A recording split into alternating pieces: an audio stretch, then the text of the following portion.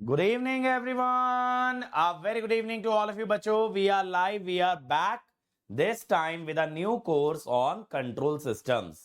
तो जैसा आप लोगों को प्रॉमिस किया था भाई, आज से हम लोग कंट्रोल सिस्टम स्टार्ट करने जा रहे हैं और काफी डिटेल में कंट्रोल सिस्टम को कवर करेंगे.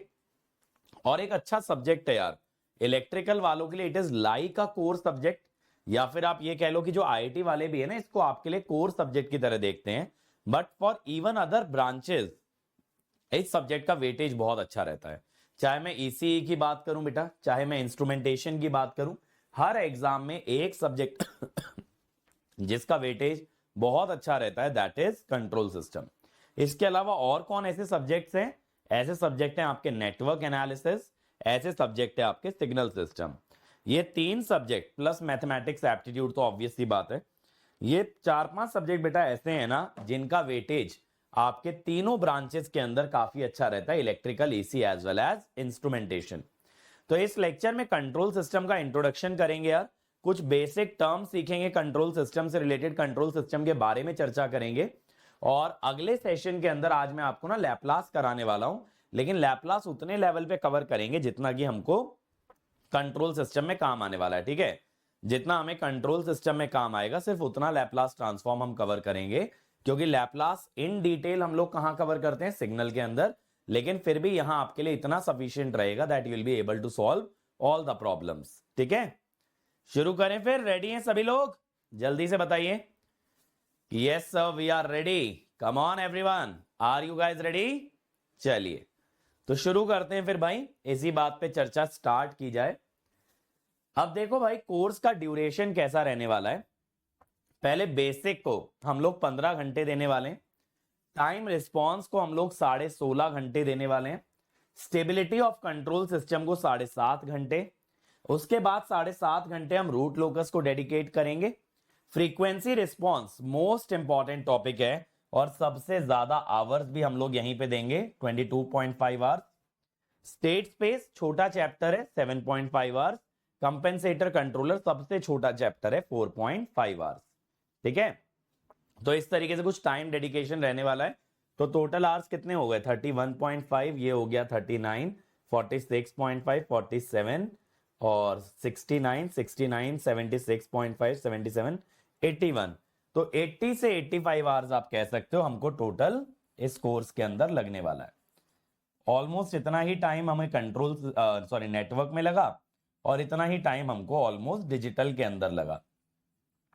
तो नॉन कोर सब्जेक्ट्स में ना स्टैंडर्ड इतने ही आवर्स लगते हैं अपने, चाहे फिर हम सिग्नल की बात कर लें, चाहे फिर हम एनालॉग की बात कर लें.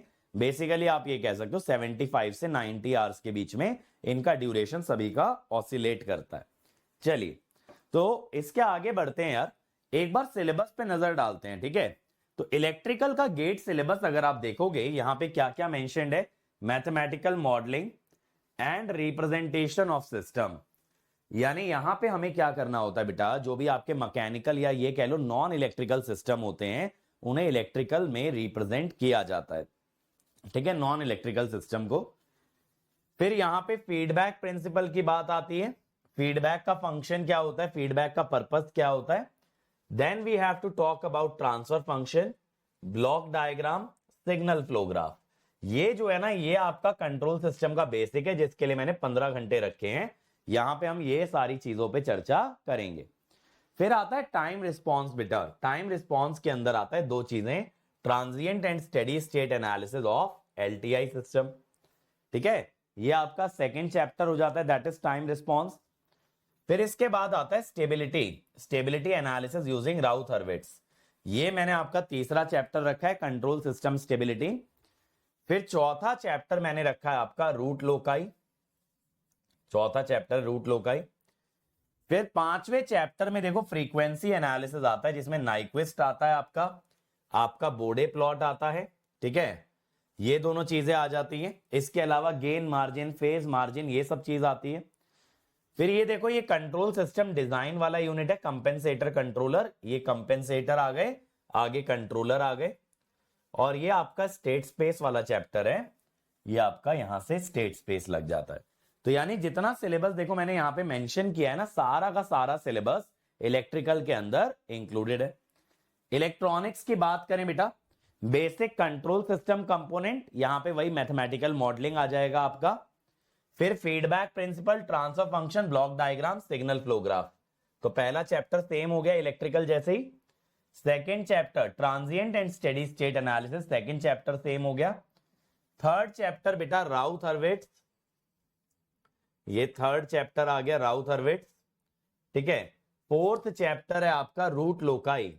अब इन्होंने देखो यहां पे रूट लोकाई मेंशन नहीं किया है, वैसे तो रूट लोकाई पढ़ते हैं सारे ईसी वाले, ये रहा थोड़ा आगे दिया है, देख रहे हो ऐसे घुसा दिया है रूट लोकाई। ये आ गया रूट लोकस, चौथा चैप्टर। मेरे लिए भी सरप्राइजिंग था कि इसी में कैसे नहीं है। फ्रीक्वेंसी रिस्पॉन्स आ गया, उसी में नाइक्विस्ट क्राइटेरिया आ जाता है, बोडे प्लॉट आ जाता है, फ्रीक्वेंसी हो गया। फिर देखो लैग लीड कंपेंसेशन, कंपेंसेटर हो गया। फिर ये स्टेट स्पेस हो गया। बस एक टॉपिक अगर मैं कहूं जो कि इलेक्ट्रॉनिक्स में नहीं आ रहा है इलेक्ट्रिकल के मुकाबले, that is this controller. Compensator तो आ रहा है लेकिन कंट्रोलर यार मात्र एक लेक्चर का टॉपिक है, तो बस ये समझ लो इलेक्ट्रिकल ईसी में 1 लेक्चर का फर्क है, इससे ज्यादा फर्क नहीं है। अब ये जो है ना इंस्ट्रूमेंटेशन के लिए बेटा कोर सब्जेक्ट बन जाता है, ये इंस्ट्रूमेंटेशन के लिए कोर सब्जेक्ट बन जाता है। और इवन के बेटा इसके अंदर आपका एमटेक भी कराया जाता है, इंस्ट्रूमेंटेशन एंड कंट्रोल, ठीक है। इंस्ट्रूमेंटेशन एंड कंट्रोल नाम का आपका एमटेक का फील्ड रहता है, तो इंस्ट्रूमेंटेशन के लिए तो बहुत अति प्रिय सब्जेक्ट है ये। अब इंस्ट्रूमेंटेशन में देखो क्या आ रहा है, फीडबैक प्रिंसिपल, यहां मैथमेटिकल मॉडलिंग हट गया, सिग्नल फ्लो ग्राफ, ठीक है। ब्लॉक डायग्राम भी इन्होंने हटा दिया। अब इसके बाद देखो transient response and steady state error, time response आ गया। Bode plot, phase and gain margin, Nyquist criteria, ये फ्रीक्वेंसी रिस्पॉन्स आ गया। राउथ क्राइटेरिया मैंने आपको बताया ही। लैग लीड लैग कंपेंसेटर आ गया। स्टेट स्पेस रिप्रेजेंटेशन आ गया, ठीक है। टाइम डिले मैं आपको कराऊंगा, टाइम डिले एक यहां पे इसको हम लोग बोलते हैं ट्रांसपोर्टेशन लैग। अब इसके आगे के टॉपिक जो है ना बाकी ब्रांचेस में नहीं है, इसको हम लोग बोलते हैं प्रोसेस कंट्रोल। क्या बोलते हैं? Process control. यहां mechanical, hydraulic, pneumatic system, synchro pair, servo motor, stepper motor, servo valve, on off P, PID, PI cascade, feed forward, ratio controller. तो ये जो वाला पार्ट है ना यहां से यहां, ये आपका बेटा प्रोसेस कंट्रोल है। क्या है ये? This is called as process control,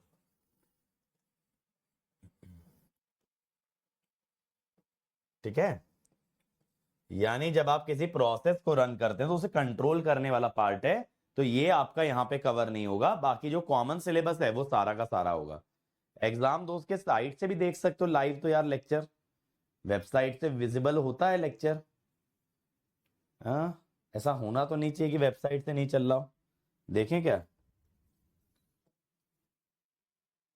अरे आजा भाई, देखो। ओ हो,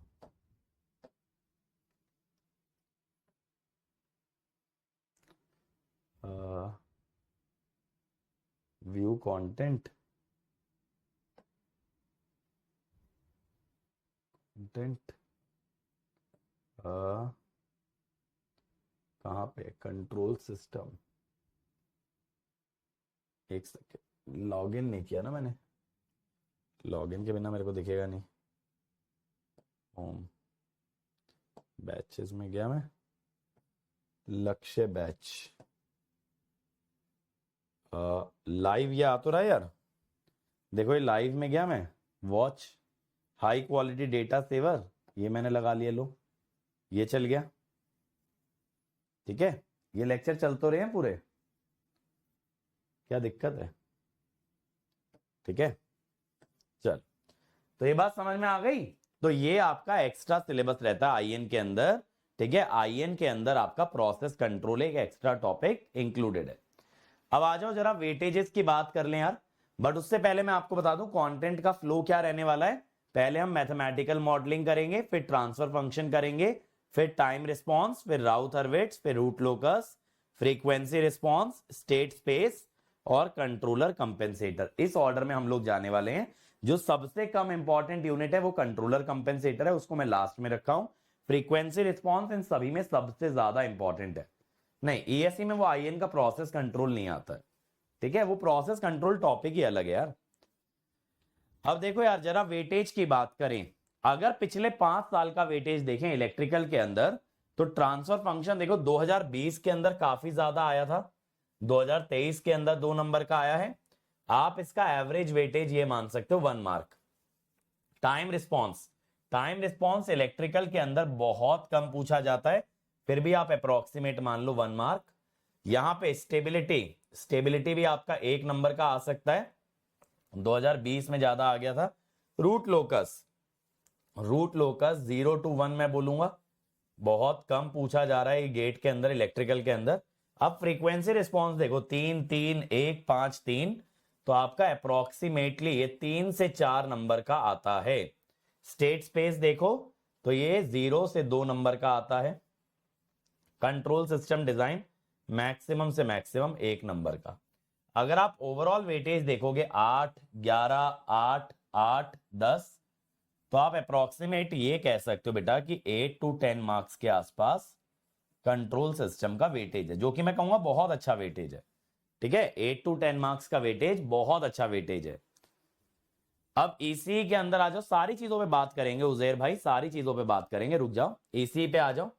ईसी में देखो ट्रांसफर फंक्शन वाला टॉपिक अगेन अप्रोक्सीमेटली 1 मार्क, लेकिन देखो ये इंपॉर्टेंट हो जाता है टाइम रिस्पॉन्स। ईसी के अंदर ये जो सेकंड चैप्टर है टाइम रिस्पॉन्स, इसका वेटेज ज्यादा आता है। स्टेबिलिटी अगेन बेटा 1 से 2 नंबर का। रूट लोकस वही 0 से 1 नंबर। फ्रीक्वेंसी रिस्पॉन्स यहां भी ज्यादा आता है, लेकिन इलेक्ट्रिकल जितना नहीं आता, अप्रोक्सीमेटली 2 मार्क्स पकड़ लो। स्टेट स्पेस अप्रोक्सीमेटली 1 मार्क पकड़ लो, और ये भी अप्रोक्सीमेटली 0 से 1। यहां देखो टोटल वेटेज 10 आया, फिर 6 6 7 हो गया, तो आप एवरेज लेके चल सकते हो 7 to 8 मार्क्स के आसपास कंट्रोल का वेटेज ईसी के अंदर भी है। लेकिन आपको ये दिख रहा है इलेक्ट्रिकल के अंदर वेटेज ज्यादा है, क्योंकि इलेक्ट्रिकल के लिए it is one of the very very important subject, even from study point of view, not सिर्फ गेट पॉइंट ऑफ व्यू से, बट कंसेप्चुअली भी हम लोग मानते हैं कि कंट्रोल सिस्टम इलेक्ट्रिकल के लिए बहुत ज्यादा इंपॉर्टेंट है। अब इंस्ट्रूमेंटेशन के तो क्या कहने भाई, ट्रांसफर फंक्शन देखो 1 नंबर के आसपास। टाइम रिस्पॉन्स देखो भाई 2 से 3 नंबर, ये तो अप्रोक्सीमेटली 0 वेटेज है। रूट लोकस अप्रोक्सीमेटली 1 कह सकते हो।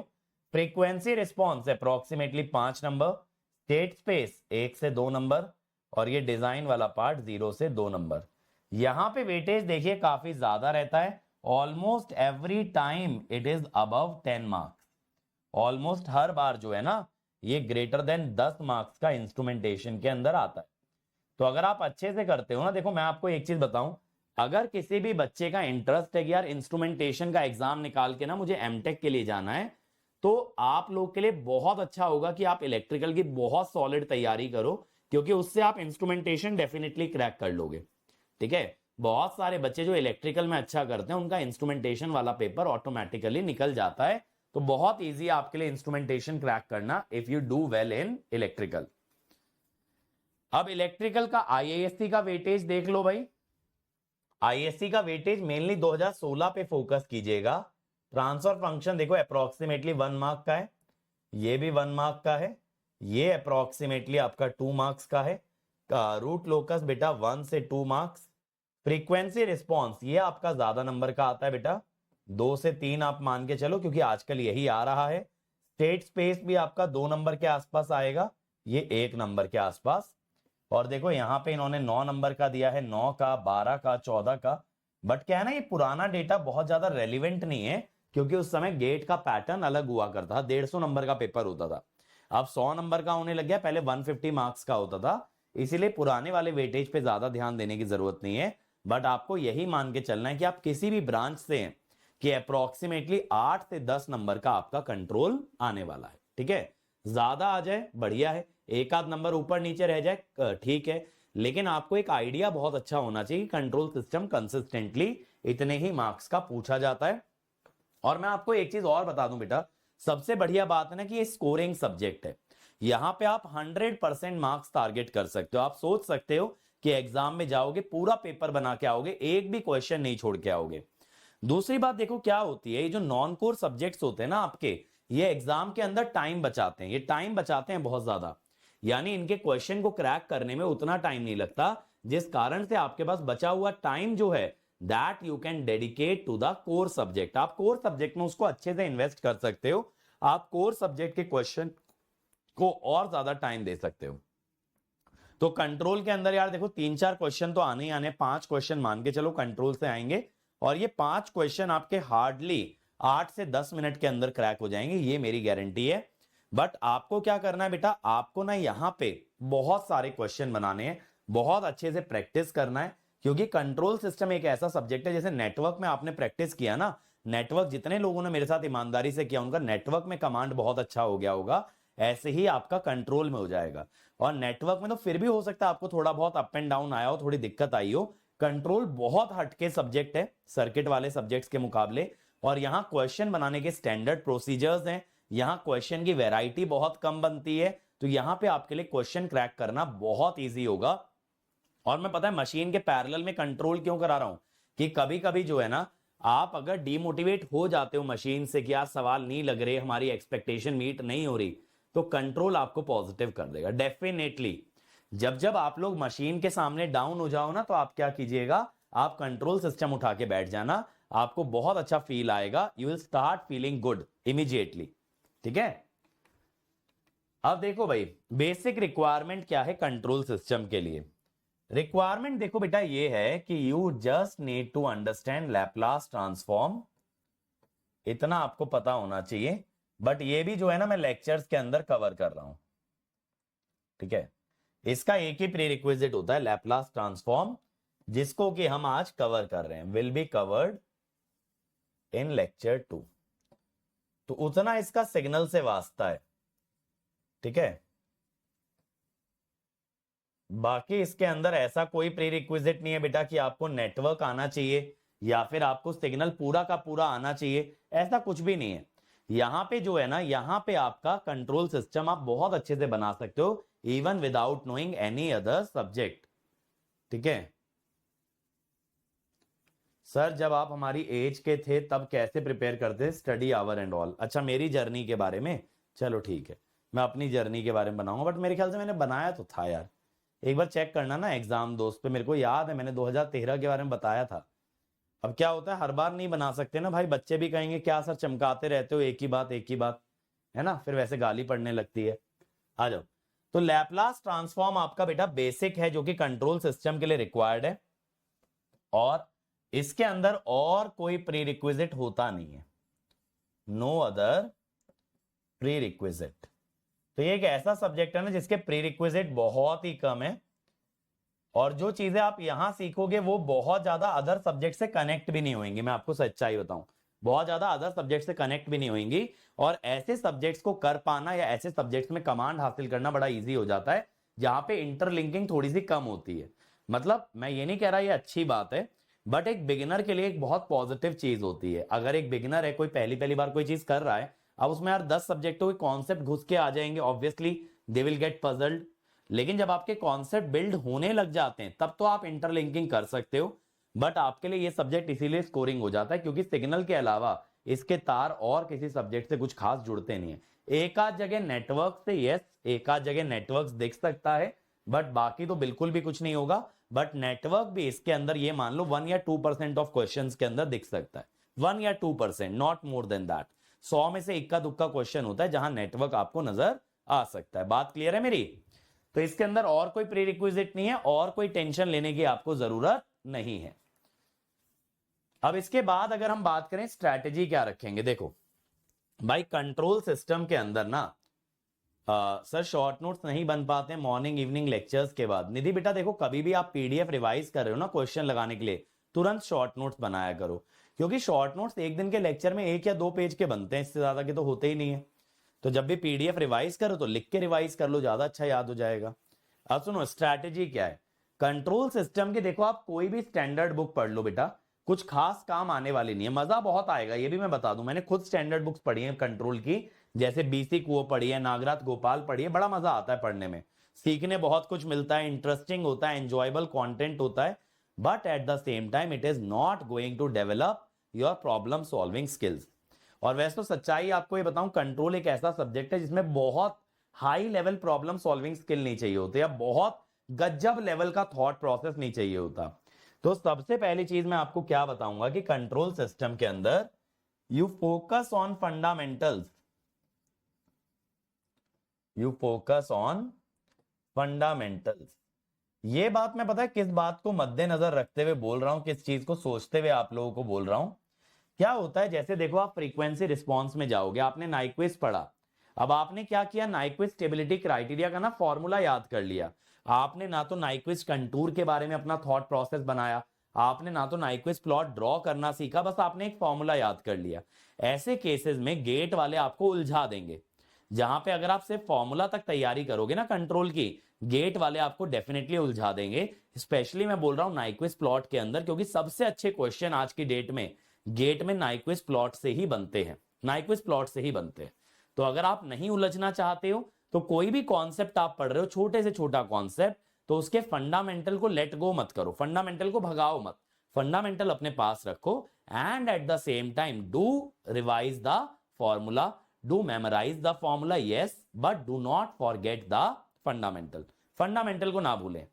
ठीक है, अगली चीज क्या होती है बेटा, अगली चीज ये होती है, देखिए जो मैं हर सब्जेक्ट के अंदर बोलता ही हूं, अटेंड लाइव क्लास डेली। आप डेली जो है ना लाइव क्लास के अंदर आइए। आपके कॉन्सेप्ट बिल्ड करने के लिए आपको किसी बुक की जरूरत नहीं पड़ेगी, किसी भी बुक की जरूरत नहीं पड़ेगी। ठीक है, लाइव क्लास आप डेली अटेंड कीजिए। फिर वही जो मैंने बताया, make short notes while revising PDF. Control system में ना आपको बहुत कम टाइम देना पड़ेगा बेटा, मशीन के पैरेलल। ये सब्जेक्ट आप बहुत आराम से चला पाओगे, मैं आपको बता रहा हूं ना, you will feel very very positive about this subject, very positive, highly positive. ठीक है, इसीलिए मैं कोर के पैरेलल में नॉन कोर लगाता हूं कि दो डिप्रेसिंग सब्जेक्ट एक साथ ना लग जाए, क्योंकि मुझे पता है मैं कोर देखो कितना भी अच्छा पढ़ा लूं, बच्चे को उस लेवल पे आने में टाइम लगता है भाई, सीधी बात है। मैं अगर इंडिया का बेस्ट टीचर, क्या वर्ल्ड का बेस्ट टीचर भी बन जाऊंगा ना, अगर किसी भी कोर सब्जेक्ट के अंदर, तो भी आप लोगों को टाइम लगेगा उसे रैंप अप करने में। बट ये सब्जेक्ट ऐसे होते हैं ना, इसमें आप एकदम ऐसे चढ़ाई ले सकते हो, एकदम रॉकेट की तरह आप उड़ सकते हो। तो make short notes while revising PDF, उसके बाद सॉल्व डीपीपी। ठीक है, revise class question if needed. अगर क्वेश्चन बनाने में थोड़ी भी दिक्कत आती है ना, तो क्लास के क्वेश्चन आप लोग एक बार रिवाइज कर लिया करो। वैसे तो मैं कहूंगा अगर क्लास के क्वेश्चन मेरे साथ आप लोग एक बार बनाओगे तो आपका प्रॉब्लम सॉल्विंग एबिलिटी डेवलप हो जाएगा। लेकिन अगर क्लास का क्वेश्चन सिर्फ बैठ के देखते ही रहोगे कि मैं कैसे कर रहा हूं, ठीक है, सिर्फ बैठ के देखते रहोगे तो दिक्कत आएगी। इसीलिए आप रिवाइज कर लिया करो क्लास के क्वेश्चन, और सबसे बेटर क्या है कि मेरे साथ आप बना लिया करो। ठीक है, solve workbook question and PYQ. ठीक है भाई, attempt weekly test, attempt weekly test. बस हर सब्जेक्ट का एक ही प्रोसेस है यार अच्छा करने का। आप लोगों का ज्यादा से ज्यादा फोकस क्या होना चाहिए ना, ज्यादा से ज्यादा फोकस होना चाहिए कि आप क्वेश्चन प्रैक्टिस करें। ठीक है, क्वेश्चन प्रैक्टिस करें, तो क्वेश्चन पे ज्यादा फोकस करो बेटा। नोट्स और शॉर्ट नोट्स ये बनाओ, लेकिन बहुत ज्यादा अगर आप revision revision revision, theory theory theory, अगर आप यही सोचते रहोगे ना तो फिर पीछे रह जाओगे, फिर आप पीछे रह जाओगे।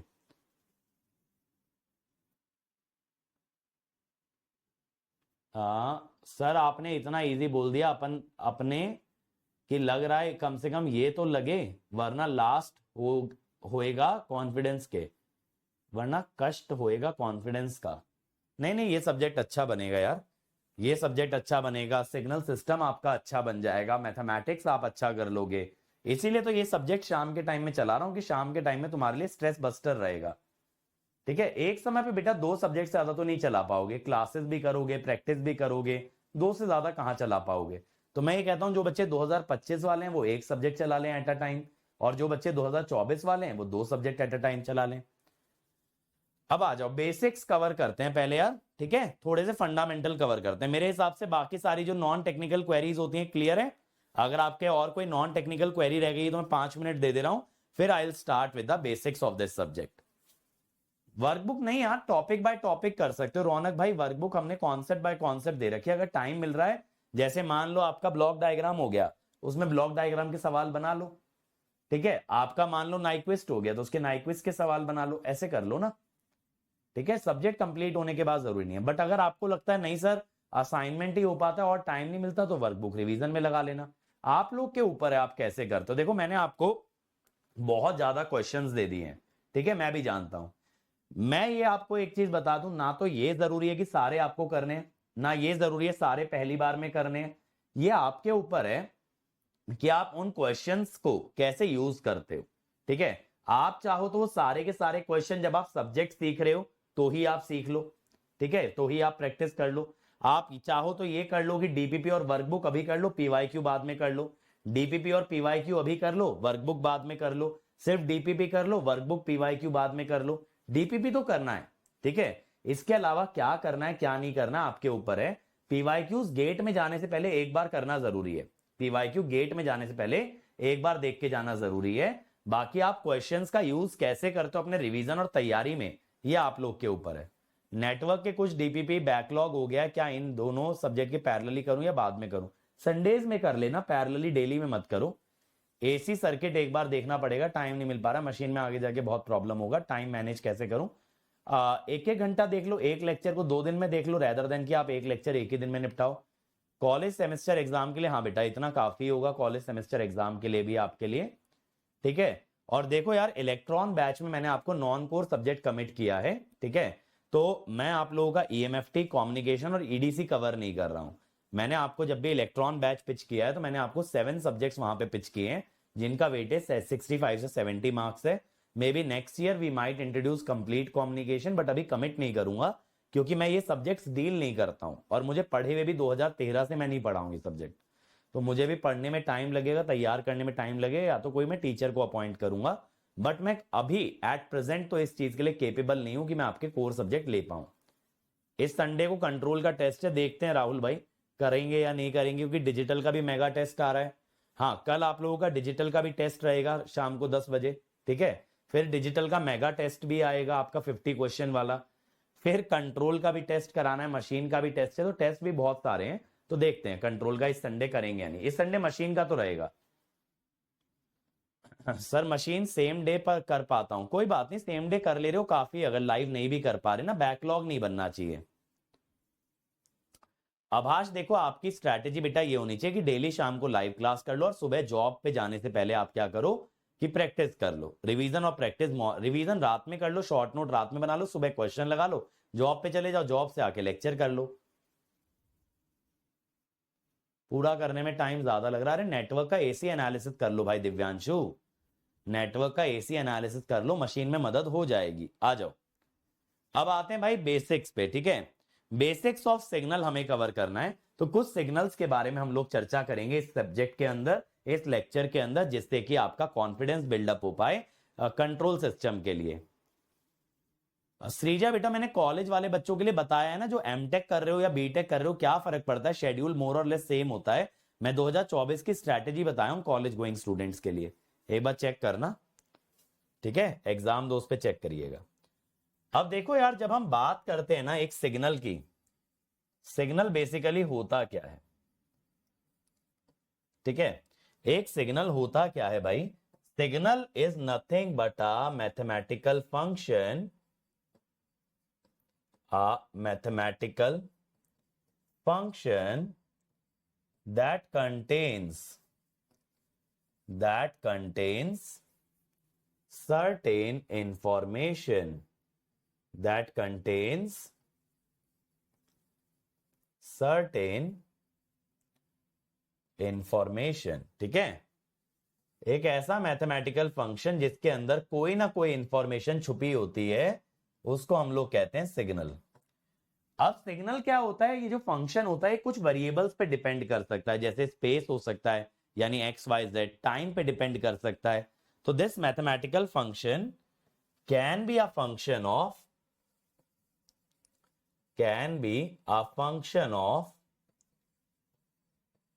मल्टीपल वेरिएबल्स, ठीक है। कई सारे वेरिएबल का फंक्शन हो सकता है। अगर देखो ये सिर्फ वन वेरिएबल पे डिपेंड करेगा, अगर ये सिर्फ depends on only one variable,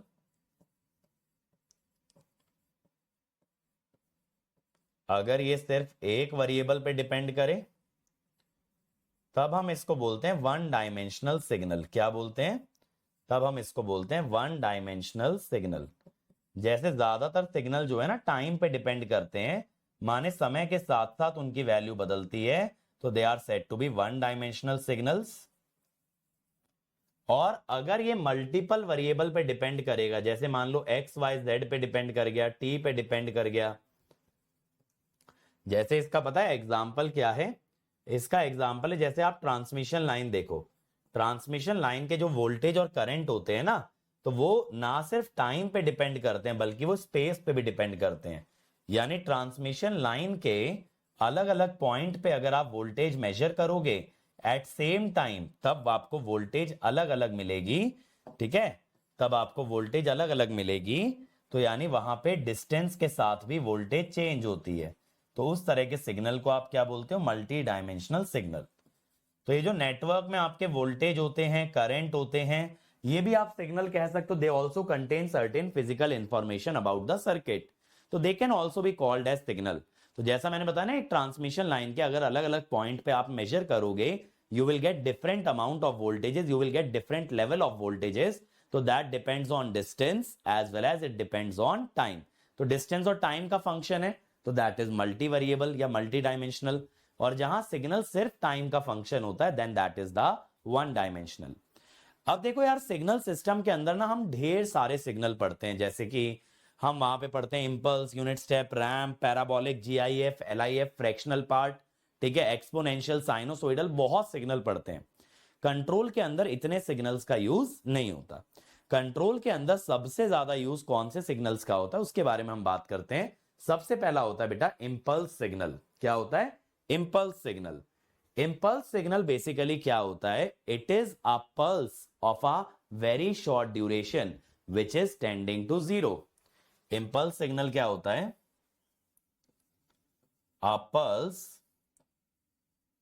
of very short duration, very short duration and infinite height। इसका ड्यूरेशन बेटा टेंडिंग टू जीरो होता है और इसकी हाइट जो होती है ना, वो इनफाइनाइट होती है। बट इसका area, it has fixed area. अगर आप इसका एरिया देखोगे, एरिया इसका फिक्स्ड आता है, दैट इज वन। कितना आता है इसका एरिया फिक्स होके? वन आता है बच्चों। तो इसी वजह से इसके ना ड्यूरेशन जीरो होने की वजह से इसकी हाइट इनफाइनाइट हो जाती है। अगर एरिया आप वन कर रहे हो, तो अगर आप उसका ड्यूरेशन जीरो कर दोगे तो height will be infinity, because height will be one upon width. आप समझो ना, आपका एरिया क्या होता है? हाइट इंटू विड्थ होता है, करेक्ट? तो अगर आप विड्थ जीरो कर दोगे तो height will become infinite, because area is one. Area is one. तो देखो इंपल्स सिग्नल को कैसे रिप्रेजेंट करते हैं? रिप्रेजेंट करते हैं डेल्टा टी से। इसको हम बोलते हैं बेटा कि it is zero for all t not equal to zero. Zero के अलावा हर जगह जीरो है, और जीरो पे क्या आता है? इन्फिनिटी। बस ये एक पॉइंट पे ऐसे इनफाइनाइट चला जाता है, बाकी सब जगह फ्लैट ये आपका जीरो रहता है। बाकी सभी जगह ना ये आपका फ्लैट जीरो रहता है, बस एक जगह ये इट गोज टू इन्फिनिटी। ठीक है, at one place it goes to infinity. बात समझ में आ रही है? तो ये आपका टी हो गया, टाइम एक्सिस हो गया, ये आपका एक्स एक्सिस हो गया, सॉरी वाई एक्सिस, जहां पे आप क्या प्लॉट करना चाह रहे हो? Delta T. तो आप देखिए क्या करते हैं ना बच्चों, आप यहां पे एरो तो दिखाते हैं, आप यहां पे एरो दिखा देते हैं और उसके बाजू में ना एरिया लिख देते हैं। एरिया लिख देते हैं, area is called as the strength. Here one represents area, area और स्ट्रेंथ ऑफ इम्पल्स। आप इसको एरिया बोल सकते हो या फिर आप इसको ना स्ट्रेंथ बोल सकते हो। हियर 1 रिप्रेजेंट्स एरिया और स्ट्रेंथ ऑफ इम्पल्स। ठीक है, तो एरिया आप कैसे लिखोगे बेटा?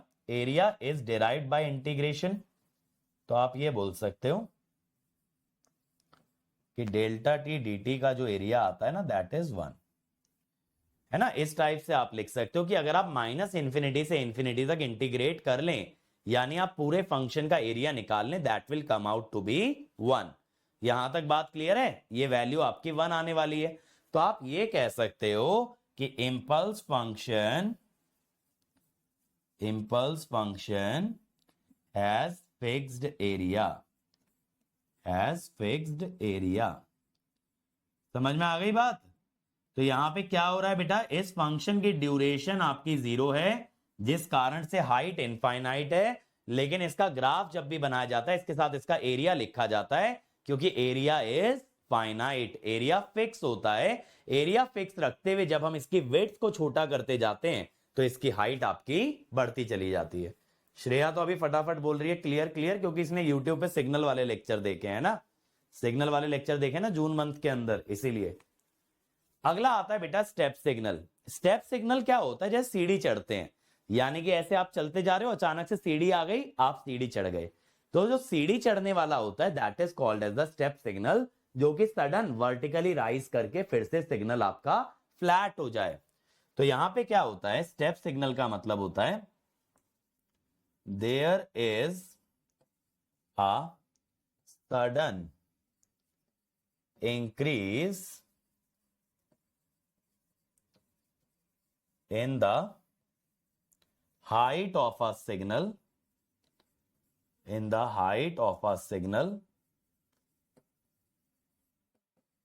like a vertical step, sudden increase आता है जैसे एक वर्टिकल स्टेप होता है आपका, ठीक है। फॉर यूनिट स्टेप सिग्नल, अगर आप यूनिट वर्ड लगा दिए तो यूनिट वर्ड लगाने से क्या होता है? जो हाइट का इंक्रीज है ना वो 1 यूनिट का होता है।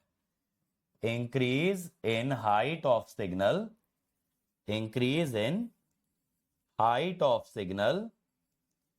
is 1 unit.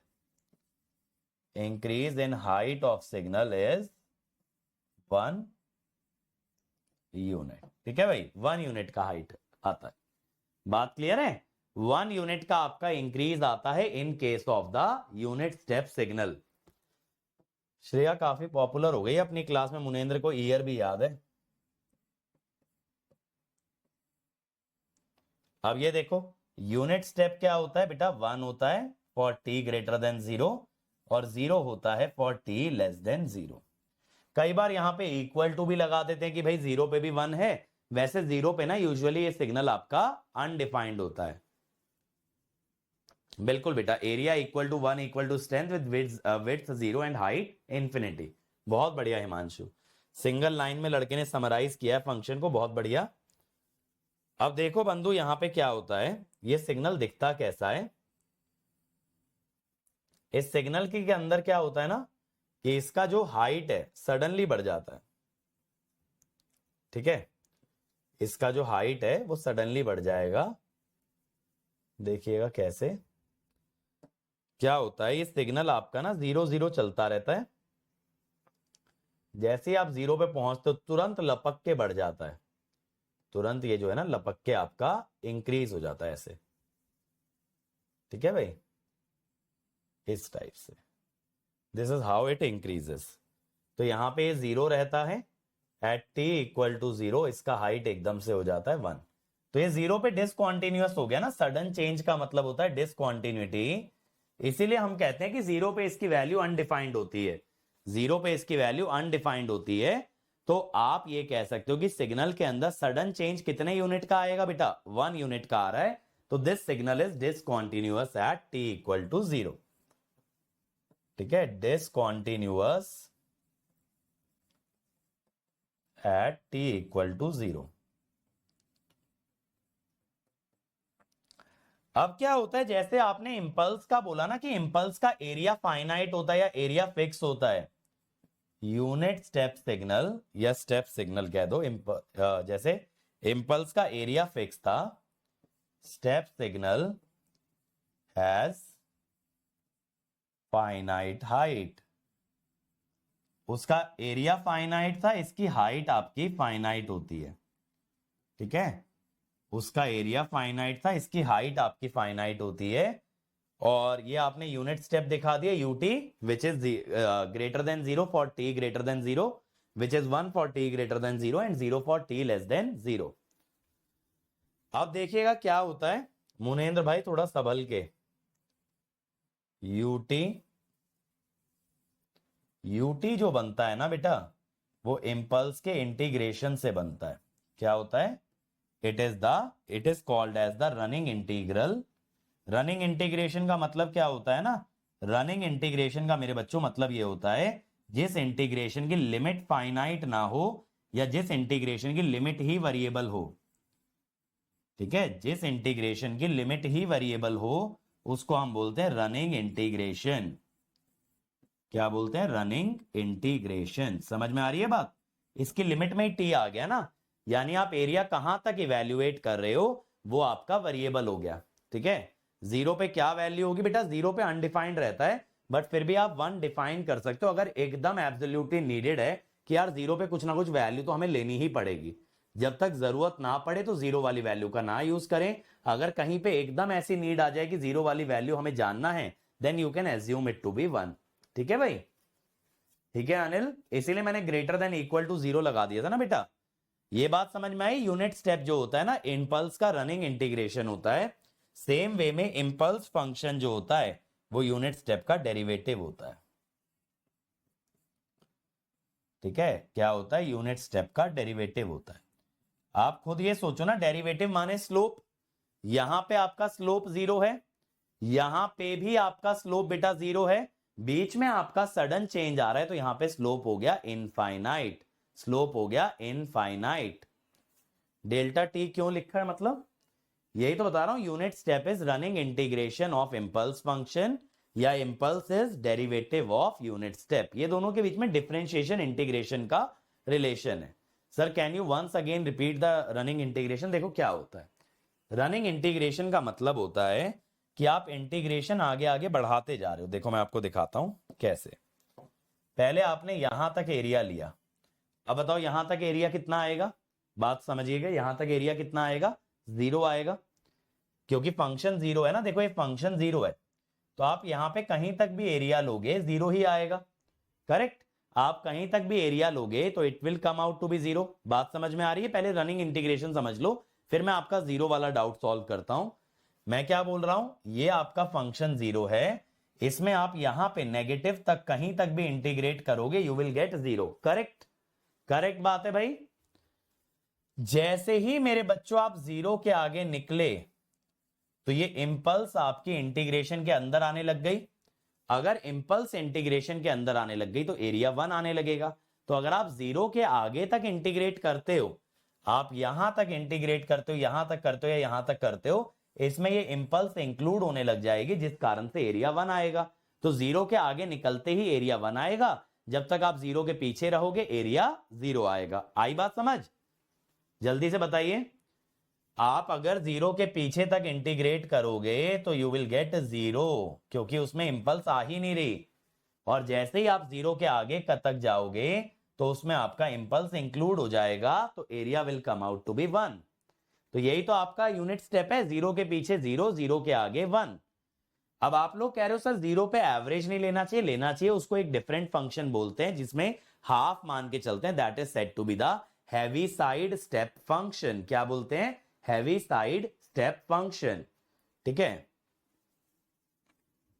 High quality fast server में बेटा, हाई क्वालिटी फास्ट सर्वर का डेटा कंजम्पशन बहुत ज्यादा होता है, इसी वजह से अगर इंटरनेट थोड़ा भी फ्लक्चुएट होगा तो वो नहीं चल पाएगा, इसीलिए बेटर है हाई क्वालिटी डेटा सेवर को आप यूज करें।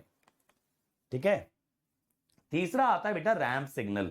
अब घर में रैंप होता है ना, जैसे गाड़ी रखने के लिए गाड़ी चढ़ाते हो, साइकिल चढ़ाते हो, बाइक चढ़ाते हो, रैंप होता है। रैंप क्या होता है, एक स्लोप होता है। तो वही रैंप सिग्नल यहां पे भी होता है। Ramp is basically a linear function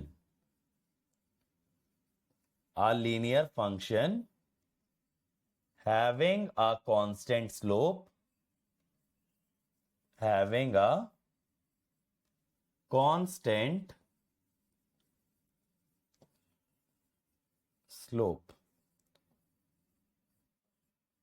अब अगर आप एक यूनिट रैंप फंक्शन लेते हो, for a unit ramp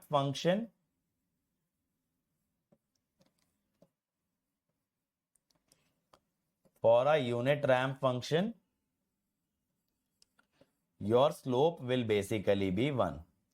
slope आपका ना 1 आएगा यूनिट रैंप फंक्शन के लिए, ठीक है। तो रैंप फंक्शन का या रैंप सिग्नल का स्लोप कुछ भी हो सकता है, बट यूनिट रैंप का 1 होता है। अब यूनिट रैंप को लिखा कैसे जाता है मेरे बच्चों, इसको ऐसे लिखते हो टी यू टी, माने यूनिट स्टेप में टी मल्टीप्लाइड है। अब आपको पता है यूनिट स्टेप तो 1 आता है ना फॉर टी ग्रेटर देन 0, तो टी इंटू 1 हो गया टी, और लेस देन 0 पे यूनिट स्टेप 0 आता है, तो ये हो गया 0। आपका ग्रेटर देन 0 पे आपका क्या होता है, यूनिट स्टेप जो है आपका 1 होता है, तो टी इंटू 1 आ गया टी। लेस देन 0 पे यूनिट स्टेप 0 होता है, तो टी इंटू 0 आ गया 0। नीलांशु अभी तो बताया बेटा कैसे रनिंग इंटीग्रेशन लिया, नहीं समझे क्या? रनिंग इंटीग्रेशन जो आ रहा है, रनिंग इंटीग्रेशन का मतलब माइनस इंफिनिटी से चलते हुए किसी भी टाइम टी तक आपको लेना है, तो टी टाइम पे आपको फंक्शन की वैल्यू दे देगा। यानी जहां तक आप इंटीग्रेट कर रहे हो उस पॉइंट पे आपको फंक्शन की वैल्यू मिल जाएगी। अगर आप 5 सेकंड तक इंटीग्रेट कर रहे हो तो 5 सेकंड की वैल्यू मिलेगी यूनिट स्टेप की। अगर आप 10 सेकंड तक इंटीग्रेट कर रहे हो तो 10 सेकंड वाली वैल्यू मिलेगी यूनिट स्टेप की। तो मैंने क्या बताया कि इंपल्स का इंटीग्रेशन आप कहां तक करते हो, वो पॉइंट पे आपको वैल्यू मिलता है यूनिट स्टेप का। अगर मान लो यहां तक कर रहे हो, यहां तक तो 0 ही था फंक्शन, तो एरिया भी 0। अगर आपने यहां तक इंटीग्रेट किया तब भी एरिया 0। अगर आपने यहां तक इंटीग्रेट किया तब भी एरिया 0। अगर आपने यहां तक भी इंटीग्रेट किया तब भी एरिया 0। जब तक आपका इंपल्स इंटीग्रेशन के अंदर नहीं आएगा एरिया 0 रहेगा, बिकॉज फंक्शन इज 0। जैसे ही अब आप 0 के आगे निकले, तो आपका इंपल्स इसके इंटीग्रेशन के अंदर आने लगा। इंपल्स का एरिया 1 होता है, तो यानी अगर आप इसके 0 के आगे जाओगे तो आपका इंपल्स अंदर आएगा, आपको एरिया कंटिन्यूअसली क्या मिलेगा, 1। तो 0 के आगे जाने से एरिया 1 मिल रहा है, 0 के पीछे रहने से एरिया 0 मिल रहा है, तो ये यूनिट स्टेप ही तो हो गया। 0 के पीछे रहने से 0, 0 के आगे रहने से 1, तो यानी unit step is running integration of impulse. और अगर आप इसका स्लोप देखो, यहां पे स्लोप 0 है, फ्लैट है, यहां पे स्लोप 0 है, फ्लैट है, यहां पे अगर आप देखोगे ये वर्टिकली जा रहा है, स्लोप होता है tan थीटा, तो tan 90 इज इंफिनिटी। यानी 0 पे स्लोप आ रहा है आपका infinite, because it is vertically increasing. जब भी कोई फंक्शन वर्टिकली बढ़ता है उसका स्लोप इनफाइनाइट होता है। Slope is always tan theta, यहां थीटा 90 डिग्री है, तो tan 90 इज इनफाइनाइट। तो यही तो इंपल्स था, 0 के पहले 0, 0 के आगे 0, बट 0 पे इंफिनिटी, 0 पे इंफिनिटी। तो इसीलिए impulse is derivative of unit step, ठीक है। अब यहां मैंने रैंप में क्या बताया बेटा, टी यू टी होता है, तो यूटी 0 के आगे 1 होता है, t into 1 is t. U t 0 के पहले 0 होता है, t into 0 is 0। But sir t equal to 0 में सुक्रीत बेटा आप इंक्लूड करते चल रहे हो ना। अच्छा आप ऐसे सोचो, आपकी जो सेविंग है, सुक्रीत भाई ऐसा समझिएगा, आपकी जो सेविंग है वो आपकी ना हर दिन की इनकम आप अकाउंट में डाल रहे हो। आप रोज कमा रहे हो, डेली मजदूरी कर रहे हो, और डेली जो अर्निंग आ रही है अपने खाते में डाल दे रहे हो। अब मैं आपको महीने में एक दिन दे रहा हूं, महीने में एक दिन तनख्वाह दे रहा हूं, लेटर से 500 रुपए दिए, तो मुझे बताओ पहले दिन से लेके 14 दिन तक आपके अकाउंट में कितना पैसा था। अगर मैं आपको 15 तारीख को पैसे दे रहा हूं तो 14 तारीख तक आपके पास कितना पैसा था, 0 था, करेक्ट। आपका इंटीग्रेशन भी 0 आ रहा है, आपके अकाउंट में तो सेविंग में जुड़ता जाएगा ना। तो अगर मैंने आपको 15 तारीख को 500 रुपए दिए हैं तो 14 तारीख तक आपके पास 0 थे। 15 को हो गए 500, 16 को भी 500 ही रहे, 17 को भी 500 ही रहे। पैसे तो एक ही दिन मिले थे, पैसे तो एक ही दिन मिले थे ना, बट फिर भी वो आगे तक क्या रहे, उतना ही कांस्टेंट रहा। तो जब एक बार इंपल्स 0 पे आ गया अब 0 के आगे तक भी अगर आप इंटीग्रेट करोगे तो इंपल्स तो उसके अंदर इंक्लूड हो रहा है ना, इंपल्स तो उसके अंदर आ रहा है, आप क्यूमुलेटिव चल रहे हो ना। एक बार आपका इंपल्स आ गया, एरिया 1 हो गया, तो आगे तक 1 ही रहेगा। फिर कैसे एरिया वापस डाउन आ जाएगा? क्योंकि आप शुरू से लेके चल रहे हो पीछे से, ठीक है। हाँ, 0 माइनस से 0 प्लस भी सही होगा, इंपल्स का लिमिट बिल्कुल सही होगा अनिमेश। अब देखो भाई ये फंक्शन कैसा बनता है, ये फंक्शन कैसे दिखाते हो। ये जो रैंप सिग्नल होता है ये टाइम एक्सिस हो गई तुम्हारी, ठीक है। अब जो आपका यूनिट रैंप होता है ना उसका स्लोप 1 होता है। यहां पे जो मैंने आपको फंक्शन लिख के दिया है वो यूनिट रैंप का लिख के दिया है, क्योंकि t का डेरिवेटिव करोगे तो 1 आएगा ना, तो यानी उसकी जो लिमिट है दैट इज सॉरी उसका जो बेसिकली स्लोप है दैट इज 1, ठीक है। तो अब देखो ये सिग्नल होता कैसा है कि ये 0 के पहले रहता है 0, ठीक है, और 0 के आगे ना ये लीनियरली बढ़ता है। अब देखो ये वाला सिग्नल कॉन्टिन्यूअस हो गया ना, ये वाला सिग्नल आपका कॉन्टिन्यूअस हो गया ना, कहीं पे भी सडन चेंज नहीं आ रहा है, कहीं पे भी यहां पे आपका सडन चेंज नहीं आ रहा है, तो दिस इज कॉन्टिन्यूअस। तो आप क्या कह सकते हो कि ramp signal has constant slope. जैसे आपने बोला इंपल्स का एरिया कांस्टेंट है, यूनिट स्टेप की हाइट कांस्टेंट है, ऐसे ही रैंप का आपका स्लोप कांस्टेंट है। तो ramp signal has constant slope, ठीक है। अभी जो रैंप सिग्नल होता है ना बेटा, ये यूनिट स्टेप का इंटीग्रेशन होता है, यूनिट स्टेप का जो है ना रनिंग इंटीग्रेशन होता है, या फिर आप ये कह दो कि यूनिट स्टेप जो होता है वो रैंप का डिफरेंशिएशन होता है, यूनिट स्टेप जो होता है वो रैंप का डिफरेंशिएशन होता है। यानी कि इंपल्स फंक्शन तो यूनिट स्टेप का भी डिफरेंशिएशन है, तो रैंप का डबल डेरिवेटिव हो गया, समझे। तो ये एक सिग्नल से दूसरा सिग्नल डिराइव्ड है, इंपल्स का इंटीग्रेशन करते हैं स्टेप आता है, स्टेप का इंटीग्रेशन करते हैं रैंप आता है। क्लियर? क्लियर हो गया। क्योंकि इसका डेरिवेटिव करोगे तो देखो ना यहां स्लोप 0 है, आगे आपका स्लोप 1 है, यहां पे आपका स्लोप 0 है ना बेटा, तो डेरिवेटिव माने स्लोप ही तो होता है, तो यूनिट स्टेप ही तो बन गया। 0 के पहले स्लोप 0, 0 के आगे स्लोप 1, तो स्लोप क्या बन रहा है? यूनिट स्टेप ही तो बन रहा है एक स्लोप। लास्ट होता है बेटा आपका पैराबोलिक सिग्नल। पैराबोला तो आप जानते ही हो ना, पैराबोला तो आप लोग जानते ही हो। तो ये जो पैराबोलिक सिग्नल होता है ये होता है t²/2 ut, ये रैंप का भी बाप है, ये रैंप का भी बाप है। ये क्या हुआ बेसिकली, ut 0 के आगे 1 होता है ना, तो 0 के आगे ये हुआ, और मेरे बच्चों 0 के पहले ये 0 हो गया, 0 के पहले 0 हो गया, ठीक है। तो ये जो पैराबोलिक फंक्शन होता है इट इज बेसिकली या फिर ये कह दो यूनिट पैराबोला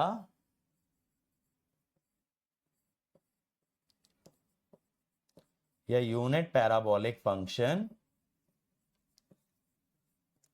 ये होता है t²/2 ut। और अगर आप पैराबोलिक फंक्शन बोलोगे इन जनरल, अगर आप इन जनरल बोलोगे पैराबोलिक फंक्शन, तो then it will be at²/2 ut, at²/2 ut।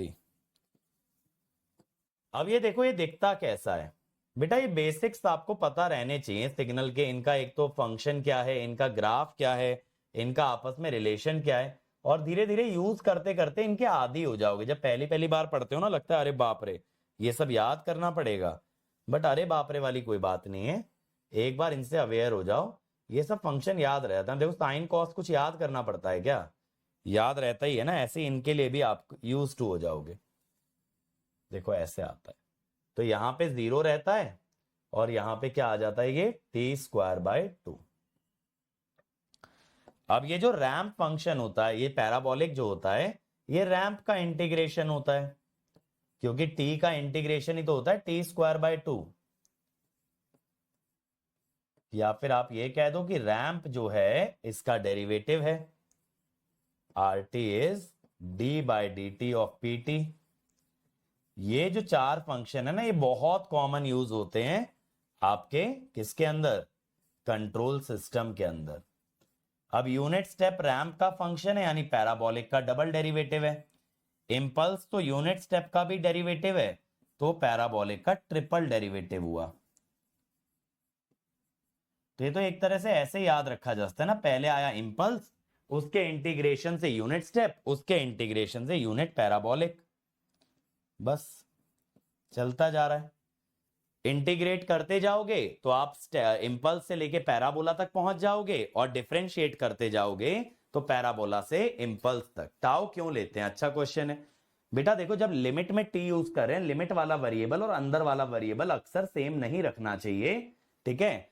तो आपको यहां पे अगर टाउ ले रहे हो तो यहां टी डाल दो, अगर यहां टी ले रहे हो तो यहां पे कोई और वेरिएबल डालते, फिर पी के अंदर भी वही वेरिएबल डालते। कभी भी इंटीग्रेशन के अंदर वाला वेरिएबल और लिमिट वाला वेरिएबल आपका सेम नहीं होना चाहिए। वेयर इज ए लोकेटेड, बेटा ए नहीं बता पाओगे आप ग्राफ पे कहां है, या फिर ए बताना भी है इस पे कहां पे ए मिलेगी, √2 पे। अगर टी की जगह √2 डालोगे तो ये वैल्यू ए आ जाएगी, क्योंकि 2 से 2 कट जाएगा ना। बट ग्राफ में यहां पे ए आप डायरेक्टली बता नहीं सकते, ठीक है। इस ग्राफ की शेप देख के आप ए की वैल्यू नहीं बता सकते। बाकी आप ये जरूर कह सकते हो टी की जगह √2 डालेंगे तो ए आएगा, तो जो भी वैल्यू √2 पे मुझे मिल रही है दैट इज बेसिकली योर ए, ठीक है। समझे भाई, ये रिलेशंस इंपॉर्टेंट हैं आपके। चल अब कंट्रोल सिस्टम क्या होता है बेटा, है ना, बेसिक हमने कर लिया। नहीं नहीं, पैराबोलिक को कर तो सकते हो बेटा, क्यूबिक भी बना सकते हो, बट उतना यूज में नहीं आता है, ठीक है। यूज हम लोग कंट्रोल सिस्टम में पैराबोला तक करेंगे। अब कंट्रोल सिस्टम होता क्या चीज है बेटा, कंट्रोल सिस्टम क्या होता है, ए बेटा एम्पलीट्यूड नहीं बोलेंगे यहां पे, ठीक है। ए को कुछ भी नहीं बोलोगे पैराबोला के अंदर एक्चुअली तो, ठीक है। ए को आप कोई नाम नहीं दे सकते। आ जाओ, कंट्रोल सिस्टम का काम होता है बेटा कि किसी भी आउटपुट को, किसी भी फिजिकल वेरिएबल को ये कंट्रोल करता है बेस्ड ऑन द इनपुट। तो आप जो डिजायर्ड वैल्यू पे चाहते हो, जैसे मान लो मैं घर में एसी चला रहा हूं, एसी के अंदर मैंने टेम्परेचर सेट कर दिया 24 डिग्री सेंटीग्रेड, तो अब ये AC as a control system, उसका काम है मेरे कमरे के टेम्परेचर को कंट्रोल करना एट 24 डिग्री सेंटीग्रेड। तो यहां पे क्या होता है, control system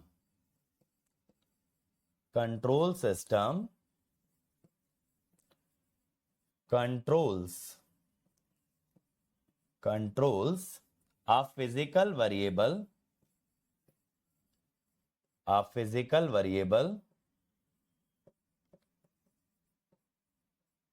to maintain it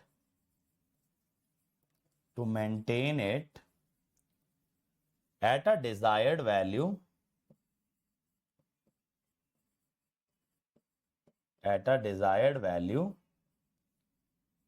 based on input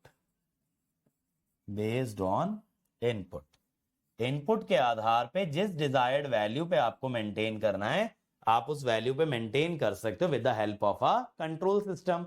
जैसे मान लो आपको किसी मोटर की स्पीड को कंट्रोल करना है, आप चाहते हो कि मोटर आपकी 1500 आरपीएम पे घूमे, तो आप वहां पे कंट्रोल सिस्टम की मदद से उसकी डिजायर्ड स्पीड कंट्रोल कर सकते हो, ठीक है। तो ये कंट्रोल सिस्टम का बेसिक आधार है कि कंट्रोल क्या करना है, कोई फिजिकल वेरिएबल, नेचर में कोई वेरिएबल हमें कंट्रोल करना है। अब कंट्रोल सिस्टम के देखो बेसिक कंपोनेंट क्या होते हैं, एक तो ऑब्जेक्टिव, एक कंपोनेंट, और एक इसका आउटपुट। ऑब्जेक्टिव ऑफ कंट्रोल माने कि which quantity do we wish to control, ठीक है, which quantity do we wish to control, हमारा ऑब्जेक्टिव क्या है, हम लोग क्या कंट्रोल करना चाहते हैं, ठीक है, which quantity do we wish to control. और फिर कंट्रोल सिस्टम कंपोनेंट देखो मेनली ये 3 कंपोनेंट होते हैं, एक कंट्रोलर, एक होता है प्लांट, और एक होता है फीडबैक, ठीक है।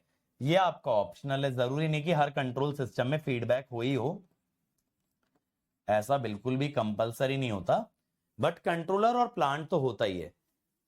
कंट्रोलिंग आउटपुट, क्योंकि आउटपुट बेटा वही क्वांटिटी है जिसे आप कंट्रोल कर रहे हो। जैसे अगर एक एसी है तो एसी का आउटपुट टेम्परेचर, आप टेम्परेचर ही कंट्रोल कर रहे हो, ठीक है। रिजल्ट और आउटपुट, रिजल्ट और आउटपुट को आप और क्या बोलते हो, आप इसको एक और नाम से जानते हो, that is called as the controlled variable, यानी द क्वांटिटी बीइंग कंट्रोल्ड, ठीक है। कंट्रोल्ड वेरिएबल बेसिकली क्या हो गया, ये हो गया क्वांटिटी बीइंग कंट्रोल्ड।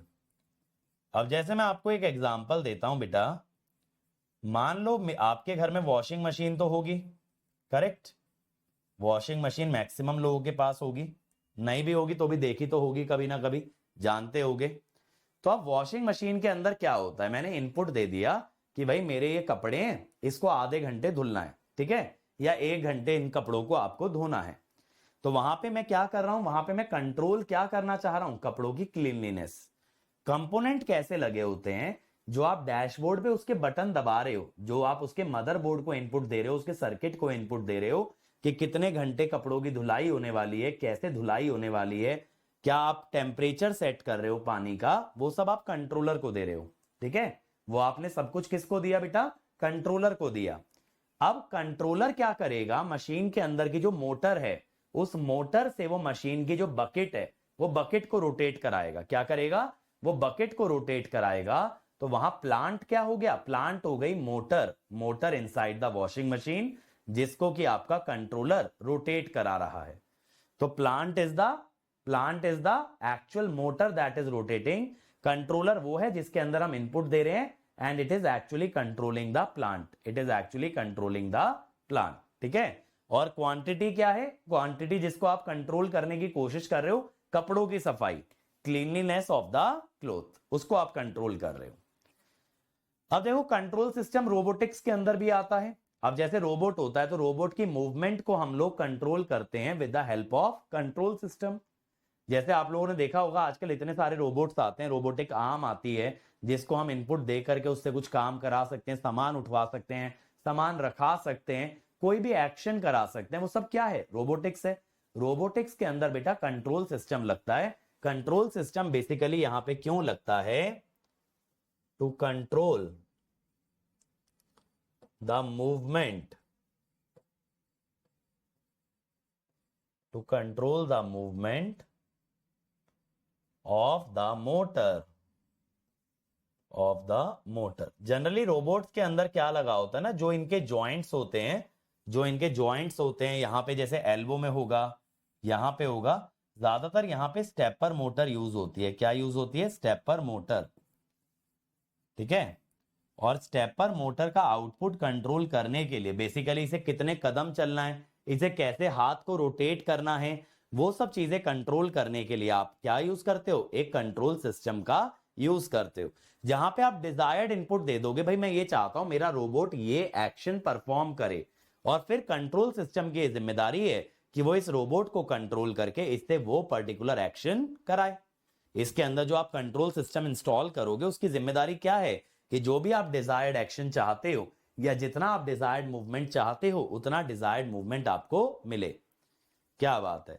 इस ईयर हमारा प्रोजेक्ट है speed control of electric vehicle with PID controller. बहुत बढ़िया बात है यार, बहुत ही अच्छी बात है ये तो, ठीक है। इलेक्ट्रिक मोटर, डीसी मोटर को आप कंट्रोल करोगे with the help of a PID controller. तो अक्सर क्या होता है ना, जब इस तरह के प्रोजेक्ट्स होते हैं, जैसे सोहम जो प्रोजेक्ट कर रहा है, इसमें कंट्रोलर एक्चुअली हम लोग ज्यादातर सॉफ्टवेयर में इंप्लीमेंट करते हैं और उससे कनेक्ट करते हैं, उससे कनेक्ट करते हैं हम लोग हार्डवेयर को, जिससे कि हम हार्डवेयर को ड्राइव करते हैं। यार हमारे कॉलेज में एक ऐसी कंपनी तो आई थी जो कि इस तरह का सेटअप प्रोवाइड कर रही थी। अब मुझे एग्जैक्टली नाम याद नहीं आ रहा है, ठीक है, नाम याद नहीं आ रहा है, बट वो काफी फैंटास्टिक चीज होती है कि सारा का सारा इंप्लीमेंटेशन आप करते हो सॉफ्टवेयर में, और वो सॉफ्टवेयर एक माइक्रो प्रोसेसर, माइक्रो कंट्रोलर के अंदर डाल के that basically controls your motor, ठीक है। अब ऐसी बायोमेडिकल के अंदर बेटा, बायोमेडिकल के अंदर भी आज के टाइम में इंटेलिजेंट मेडिसिन बन गई हैं, जिन मेडिसिन को अगर हम ह्यूमन बीइंग को देते हैं तो मेडिसिन अपने आप अपना टारगेट खोज के वहां पहुंचती है और वहां जाके एक्ट करती है। जैसे मान लो किसी की बॉडी में कैंसर है, किसी भी प्रकार का कैंसर है, कैंसर क्या होता है, जो सेल का ना ग्रोथ अनकंट्रोल्ड हो जाए। कैंसर बेसिकली क्या होता है, जब कोई सेल बावला हो जाता है, ग्रो ही करता जाता है, तो हमारी बॉडी को नुकसान पहुंचाता है। ठीक है, तो वहां पे ये ढूंढेगी दवाई अपने आप की कैंसरस सेल कहां है, कहां पे गड़बड़ी है, कहां पे आपके शरीर में दिक्कत आ रही है, और ये ऑटोमेटिकली वहां जाके एक्ट करेगी। तो अगेन बेटा this is a biomedical system, biomedical application of control system. या फिर आप पता है ये भी देख सकते हो कि आप लोगों ने देखा होगा बेटा बायोमेडिकल के अंदर भी रोबोटिक आर्म्स होती हैं, करेक्ट, रोबोटिक आर्म्स होती है। मुनेंद्र बेटा अनवांटेड सेल नहीं होता, uncontrolled growth of a cell होता है। जो आपके सेल होते हैं ना वो तो आपकी बॉडी में पहले से ही प्रेजेंट होते हैं, बट जब उनकी ग्रोथ एकदम अनकंट्रोल्ड हो जाती है देन इट कॉजेस कैंसर। ठीक है, अब बहुत ज्यादा तो मुझे बायो का नॉलेज नहीं है, बट ये छोटी मोटी चीजें जो पता है उतना आपको बता पा रहा हूं। तो क्या होता है कि यहां पे आपका क्या होता है, यहां पे ना ये आपका डिटेक्ट कर लेती है कि कहां पे बीमारी है शरीर में, और वहां ये पहुंच जाती है। इवन बायोमेडिकल के अंदर ढेर सारे ऐसे इंस्ट्रूमेंट्स होते हैं, फिजिक्स वाले इंस्ट्रूमेंट्स होते हैं, जैसे कि रोबोटिक आर्म्स वगैरह, they are also working on the basis of control system. तो कंट्रोल सिस्टम देखो तो यार आपके चारों तरफ है, करेक्ट। आप एसी को देख लो, कंट्रोल सिस्टम है। आज के टाइम में वो देखे हो आप लोग, स्मार्ट होम्स हो गए हैं, हम चाहें तो लाइट की इंटेंसिटी कंट्रोल कर सकते हैं, लाइट डार्क करनी है, डिम करनी है, ब्राइट करनी है एकदम से। पहले क्या होता, दो ही मोड होते थे, ऑन या ऑफ, अब उसकी इंटेंसिटी भी कंट्रोल कर सकते हो। पंखा हो गया, पंखे की स्पीड आप कंट्रोल कर सकते हो, that is also a control system. Traffic light को बेटा आप डिस्क्रीट कंट्रोल सिस्टम या डिजिटल कंट्रोल सिस्टम कह सकते हो। It is not a analogous or continuous system. Traffic light usually आपकी किस में जाती है, डिजिटल के अंदर जाती है। ऐसे भी कंट्रोल सिस्टम होते हैं डिस्क्रीट वाले भी, वो अलग बात है। हमारे कोर्स के अंदर हम सिर्फ कॉन्टिन्यूअस वालों पे फोकस करते हैं। हाँ, होम ऑटोमेशन जो है वो आपका क्या है, वो कंट्रोल सिस्टम का ही तो एप्लीकेशन है, कि लाइट को कंट्रोल कर रहे हो आप, फैन को कंट्रोल कर रहे हो, एसी को कंट्रोल कर रहे हो। घर के बाहर से पहले ही बता दे रहे हो हम घर आ रहे हैं भैया, एसी चल जाना चाहिए, मोबाइल में सेट कर दिया, घर में एसी चालू। तो वो सब क्या है, कंट्रोल सिस्टम है भाई। अब कंट्रोल सिस्टम देखो भाई दो तरह के होते हैं, एक होता है ओपन लूप, एक होता है क्लोज लूप। ओपन लूप में क्या होता है, आप एक रेफरेंस इनपुट देते हो, आपने बता दिया एसी को, आपने जैसे एसी नहीं, वॉशिंग मशीन को आपने बता दिया कपड़े धुलने हैं, ये आपने कंट्रोलर में दे दिया। अब उसने क्या किया, उसने मोटर को घुमाया, बाल्टी को घुमाया। क्या वॉशिंग मशीन कभी भी ये चेक करती है कपड़े का दाग निकला या नहीं निकला, बताओ? क्या वॉशिंग मशीन कभी ये चेक करती है कपड़ा साफ हुआ या नहीं हुआ? नहीं। आप जितनी देर के लिए सेट करोगे उतनी देर के लिए चलाएगी, उसका साफ हुआ तो बढ़िया, नहीं हुआ तो आपकी जिम्मेदारी। That is a open loop control system, that is a open loop control system, जहां आउटपुट को सिस्टम मॉनिटर नहीं कर रहा है to check whether it has reached the desired value. ठीक है, it has reached the desired value. तो हम लोग क्या कह रहे हैं, system does not check, system does not check whether the output is at desired level or not। System ये चेक ही नहीं करता है कभी, ठीक है, सिस्टम ये कभी चेक ही नहीं करता है कि आउटपुट आपका डिजायर्ड लेवल पे है भी या नहीं भी है। तो उसे आप कहते हो ओपन लूप, जिसमें आप कमांड दे रहे हो वो काम कर रहा है, वो आपसे कभी कुछ कह नहीं रहा है, आपको कभी फीडबैक नहीं दे रहा है। जैसे मान लो यार कि अगर मैं आप लोगों को पढ़ाता रहूं, आप लोगों की चैट ऑफ कर दूं, आपका रेज हैंड ऑफ कर दूं, और आप मुझसे बात ही ना कर पाओ, तो that is a open loop control system, क्योंकि वन वे कम्युनिकेशन है, वन वे कम्युनिकेशन है। ठीक है, तो that is a basic open loop control system.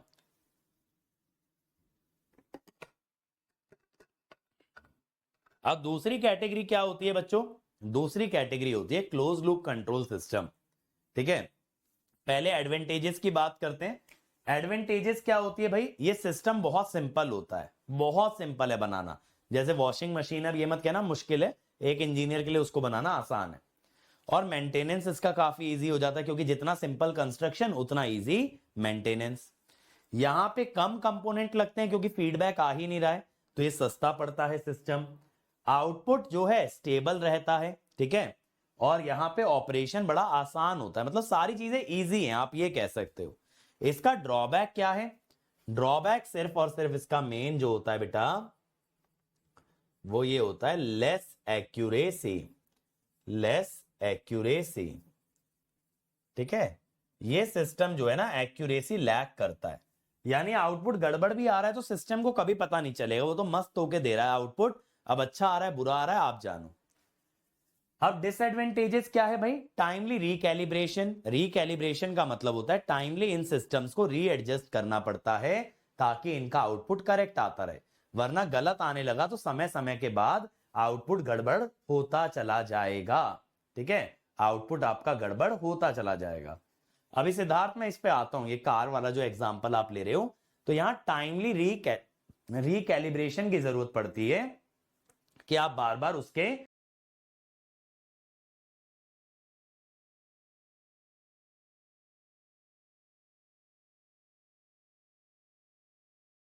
System को रीसेट करो एज पर द रिक्वायरमेंट, यानी उस सिस्टम को समझाओ कि सही क्या है गलत क्या है, क्योंकि करना उसने अपने आप है, आपका लगातार वो फीडबैक नहीं लेगा, तो समय समय पे उसे रिकैलिब्रेट करना पड़ता है। ज्यादा प्रोन होते हैं बेटा एरर्स के, ठीक है, ज्यादा प्रोन होते हैं एरर के, और यहां पे आउटपुट में चेंज आ सकता है ड्यू टू सम डिस्टरबेंस।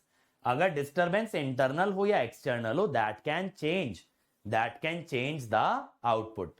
अब विकास पूछ रहे हैं सर कंट्रोल्ड प्रोसेस और कंट्रोलर में क्या फर्क है बेटा? कंट्रोल्ड प्रोसेस जो होता है that is basically your plant, and controller is the controller that is running the plant. जैसे आपकी बॉडी है कंट्रोल्ड प्रोसेस, और आपका माइंड जो है दैट इज योर कंट्रोलर, ये फर्क है। ठीक है, माइंड एंड बॉडी कहते हैं ना, तो माइंड आपका कंट्रोलर है जो आपके मोटर फंक्शंस को कंट्रोल करता है, आपके हाथ का मूवमेंट, आपके पैर का मूवमेंट, ये सारी चीजें कौन कंट्रोल कर रहा है? आपका ब्रेन, आपका माइंड कंट्रोल कर रहा है। तो आपका माइंड कंट्रोलर बन गया, और आपकी बॉडी के अंदर जो भी मोटर मूवमेंट हो रहे हैं that is your controlled process. लेकिन ओपन लूप कंट्रोल सिस्टम में होता क्या है ना बेटा, ये चीज मैं आपको आगे चल के प्रूव भी करूंगा, डिराइव करके दिखाऊंगा कि आपका जो सिस्टम है उसके अंदर अगर कोई भी डिस्टरबेंस आता है तो डिस्टरबेंस का इंपैक्ट ज्यादा दिखता है ओपन लूप कंट्रोल सिस्टम के आउटपुट में as compare to close loop. Close loop के अंदर क्या होता है, अगर डिस्टरबेंस आएगा भी तो वो आउटपुट पे बहुत घट जाएगा, आउटपुट पे उसका वैल्यू बहुत रिड्यूस हो जाएगा। बट ओपन लूप के अंदर डिस्टरबेंस जितना आ रहा है एज इट इज उतना आउटपुट पे पहुंच जाएगा। अगर आउटपुट चेंज हो सकता है, स्टेबल कैसे? स्टेबल माने अनकंट्रोल्ड आउटपुट नहीं आता। कभी कभी क्या होता है ना क्लोज लूप सिस्टम के अंदर ऐसा होता है कि आपने इनपुट तो बाउंडेड दिया, जैसे मान लो आपने यूनिट स्टेप दिया, आपने 1 ही लगाया, लेकिन उसका आउटपुट ऐसे बढ़ता चला जा रहा है, बढ़ता चला जा रहा है, तो दैट इज अनस्टेबल रिस्पॉन्स। ठीक है, अगर आप एक कांस्टेंट इनपुट दे रहे हो, what do you expect in return? A constant output. But अगर आउटपुट लगातार ग्रोइंग है या लगातार डीकेइंग है तो that is uncontrolled output. Positive में ग्रो करे या नेगेटिव में ग्रो करे, अगर वो अनबाउंडेडली ग्रो करता चला जा रहा है, इंफिनिटी तक चलता चला जा रहा है, तो दैट इज अनस्टेबल। बात समझ में आई? अब ओपन लूप का देखो, traffic light controller open loop है भाई, यहां पे ये थोड़ी ना देखता है कि ये ट्रैफिक कम है या ज्यादा है, जितने टाइम के लिए, जितने सेकंड के लिए सेट होता है उतने ही सेकंड के लिए कोई भी लाइट ऑन होती है। टीवी का रिमोट कंट्रोल, भाई टीवी में बटन दबाओगे चैनल लग जाएगा, सही लगे गलत लगे रिमोट को मतलब नहीं होता, आपका जो चैनल लग गया सो लग गया, रिमोट ये नहीं चेक करेगा अच्छा सर आप सोनी टीवी देखना चाह रहे थे, ओ हो ये तो जी टीवी लग गया, रुकिए मैं अभी चेंज करता हूं, ऐसा कुछ नहीं है। इमर्शन रॉड, घर में जो आप पानी गर्म करते हो वो थोड़ी टेम्परेचर चेक करती है कि ओहो इसको तो 50 डिग्री टेम्परेचर का पानी चाहिए था, ये तो 49 ही हुआ है, अभी गर्म करते हैं। ठीक है, अब ऑटोमेटिक वॉशिंग मशीन, जो मैंने अभी बताया, वॉशिंग मशीन नहीं देखती है कि कपड़ा धुला या नहीं धुला, अब भाई जो भी है पहन के तो तुझे यही जाना पड़ेगा। रूम हीटर, रूम हीटर कभी आपका टेम्परेचर डिटेक्ट नहीं करता है बेटा, रूम हीटर कभी भी टेम्परेचर डिटेक्ट नहीं करता है कि आपके कमरे का टेम्परेचर डिजायर्ड है या नहीं है, आपने चालू कर दिया गर्म करते जाएगा। Automatic door opening and closing, क्या मतलब? जब कोई बंदा दरवाजे के पास आता है, आपने देखा है बहुत जगह दरवाजा खुल जाता है, क्या वो कभी ये चेक करता है बंदा अंदर घुसा या नहीं घुसा?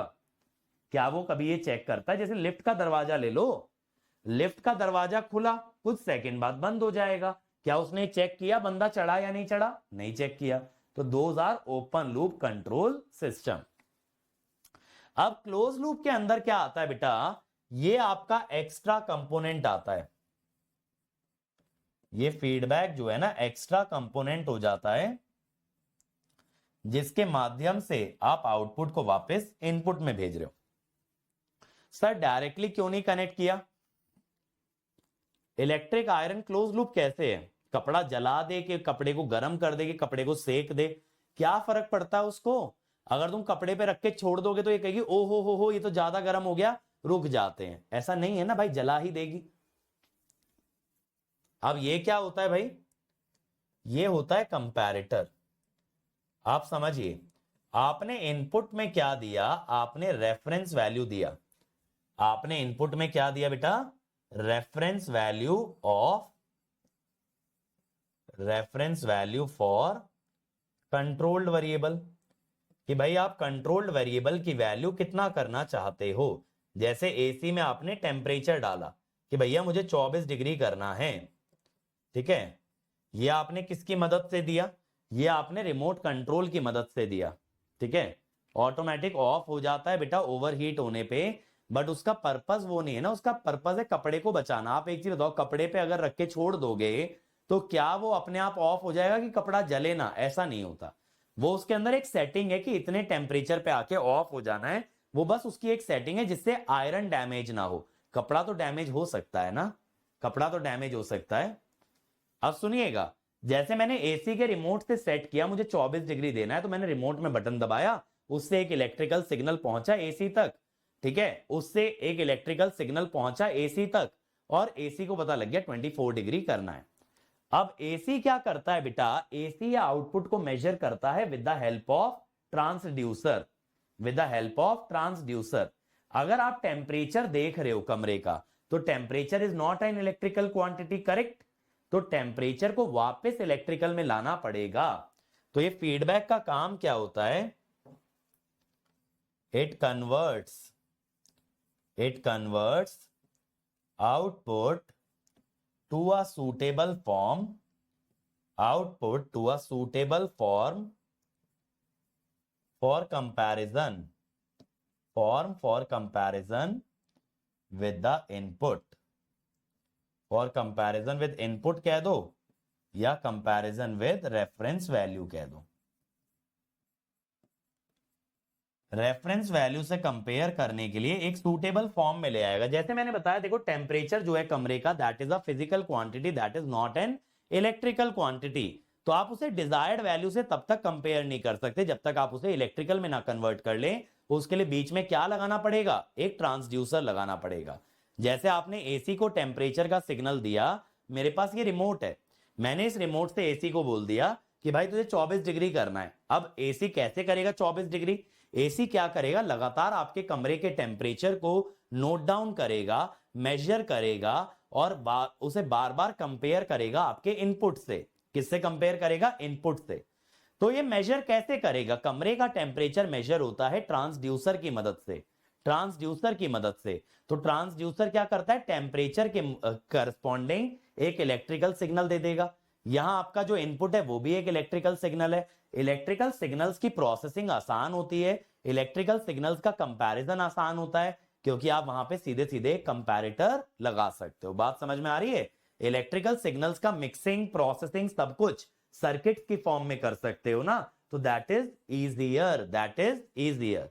तो ये फीडबैक क्या करता है बेटा? ये आउटपुट को एक ऐसे फॉर्म में कन्वर्ट कर देता है जिससे कि हम कंपैरिजन कर पाए। क्लोज लूप सिस्टम में पावर रिक्वायरमेंट ज्यादा होगा बेटा। पावर तो मेनली आपका ये प्रोसेस जो है कंज्यूम करता है ना, प्रोसेस वाला पार्ट कंज्यूम करता है, समझ रहे हो? बल्कि आप कह सकते हो पावर सेविंग भी कर सकते हो। अगर एसी आपके कमरे का टेम्परेचर नोट ना कर रहा होता, ओपन लूप होता मान लो, तो एसी का कंप्रेसर चलता जाता वो ठंडा करता जाता, तो क्या हुआ? पावर कंजम्पशन ज्यादा हुआ। अभी क्या होता है? अगर आपका डिजायर टेम्परेचर रीच हो जाए या डिजायर टेम्परेचर से आप नीचे चले जाओ, एसी का कंप्रेसर रुक जाता है, तो पावर कंजम्पशन क्या होता है? कम होता है। जैसे कमरे में हीटर चलाया, आपने सेट कर दिया कि मुझे 35 डिग्री चाहिए और 35 डिग्री पे आके अगर हीटर बंद हो जाए तो पावर कंजम्पशन कम हुई ना। तो आप ऐसा नहीं कहते कि क्लोज लूप सिस्टम के अंदर पावर कंजम्पशन ज्यादा होगा। राहुल भाई अभी इतना अच्छे एग्जाम्पल से तुमको बताया फीडबैक, तुम्हारे लिए ही पूरा का पूरा दोबारा दोहराया एसी वाला एग्जाम्पल। तुम कह रहे हो फीडबैक फिर से बता दो, बताओ क्या बताएं फिर से? यही तो बताया कि आउटपुट वापस से घूम के इनपुट में जा रहा है और ये रेफरेंस वैल्यू से कंपेयर हो रहा है। ये चेक करने के लिए कि आप डिजायर्ड आउटपुट पे पहुंचे या नहीं पहुंचे। फीडबैक का काम क्या है कि आउटपुट को एक ऐसे फॉर्म में कन्वर्ट कर दे जिससे कि इसको रेफरेंस वैल्यू से कंपेयर किया जा सके। क्योंकि अगर एसी है, एसी का आउटपुट टेम्परेचर है ना। अरे तो भाई फीडबैक एलिमेंट की वजह से आप ये भी तो सोचो, आप प्रोसेस को बेटर कंट्रोल कर पा रहे हो ना। आप ये क्यों मान रहे हो ऋषभ ये प्रोसेस उतनी ही पावर कंज्यूम कर रहा है जितनी पहले कर रहा था। अभी जैसे मैंने आपको एसी का एग्जांपल दिया, हीटर का एग्जांपल दिया, ऐसे ही मान लो इमर्शन रॉड का एग्जांपल ले लो। अगर वो एक क्लोज लूप सिस्टम होता, उसे पता लग जाता पानी गर्म हो गया और वो सप्लाई बंद कर देता, तो क्या होता, उससे पावर कंजम्पशन कम हो गया ना। आप ये मान रहे हो कि यहां 2 की जगह 3 कंपोनेंट हो गए, पावर बढ़ गया। ऐसा थोड़ी ना होता है भाई। ये प्रोसेस को भी तो आप बेहतर कंट्रोल कर रहे हो। स्टेबलाइजर काइंड ऑफ कह सकते हो क्लोज लूप बनेगा, क्योंकि स्टेबलाइजर मेजर करेगा आपकी आउटपुट वोल्टेज जो है डिजायर्ड लेवल पे है या नहीं। ठीक है। हाँ, प्रोसेस जो है आपका कंप्रेसर हो गया। एसी के अंदर आपका जो कंप्रेसर है that is the process. Process वो चीज है जिसको कंट्रोल कर रहे हैं। जैसे एसी के अंदर कंप्रेसर हो गया, हीटर के अंदर हीटर की वायर हो गई। ठीक है। और जैसे आपका क्या बोलेंगे, गाड़ी के अंदर इंजन हो गया। ठीक है। ये सारी चीजें क्या हैं, आपके प्रोसेस हैं। बात समझ में आ गई।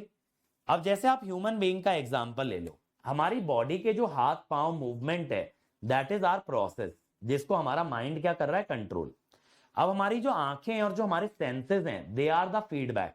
जैसे मान लो कि आप किसी गर्म चीज को टच करो तो आपका माइंड तुरंत आपको क्या सिग्नल देता है, भाई हाथ हटा, हाथ हटा। क्यों? क्योंकि जो आपकी बॉडी ने हीट को सेंस किया वो सेंस कहां गया, आपके माइंड में गया, कंट्रोलर में गया।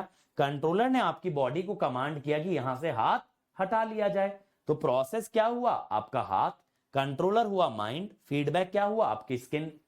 ऐसे ही आप चल रहे हो तो एकदम से गाड़ी बड़ी तेज स्पीड से आप साइड हो जाते हो, तो वहां पे क्या हुआ, प्रोसेस हुए आपके पैर। आपको आदेश किसने दिया साइड होने का, आपके माइंड ने। फीडबैक का काम किसने किया, आपकी आंखों ने। तो आपके जो सेंसरी ऑर्गन्स होते हैं बेटा, they work as the feedback, your mind works as the controller, and process is basically your body. Your body is the process. अब मान लो यार, मैं आपको कभी कहता हूं, मान लो आप एक कमरे के अंदर हो, मान लो आप एक कमरे के अंदर हो और मैं आपको ये बोलूं यार इस कमरे से ना बाहर जाना है और आपकी आंखों पे पट्टी बांध दो, तो अब आपको रास्ता दिख नहीं रहा है, यानी आपका ये फीडबैक वाला पार्ट मैंने कट कर दिया। फीडबैक वाला पार्ट मैंने आपका कट कर दिया। अब फीडबैक वाला पार्ट कट कर दिया तो ज्यादातर चांस है कि आप इधर उधर कहीं ना कहीं टकरा जाओगे। करेक्ट, आप कहीं ना कहीं टकरा जाओगे, यानी आपका जो मूवमेंट है वो एक्यूरेट नहीं होगा। तो यही होता है ओपन लूप सिस्टम में, जब फीडबैक नहीं होता है तो उसके आउटपुट में क्या आता है, इनएक्यूरेसी आती है। क्लोज लूप आने से क्या होता है, आपका सिस्टम एक्यूरेट बन जाता है। हाँ बेटा, प्रोसेस आपका वर्किंग यूनिट ही है। अभी कम से कम 3 बच्चे ये बात पूछ चुके और 3 बार बता चुका। ठीक है, इसीलिए कहता हूं औरों के डाउट्स भी सुना करो। सुनोगे नहीं तो कैसे समझ आएगा बताओ। तुम लोग अपनी ही धुन में रहते हो, मुझे लगता है एक कान में गाना चलाते होगे, एक में लेक्चर है भाई। ये बात समझ में आ गई, फीडबैक का पर्पस क्या होता है, फीडबैक क्यों इंपॉर्टेंट है आपका। अब close loop system is a type of control system in which the controlling action shows dependency on the generated output, यानी कंट्रोल करते वक्त आउटपुट को भी ध्यान में रखा जाता है।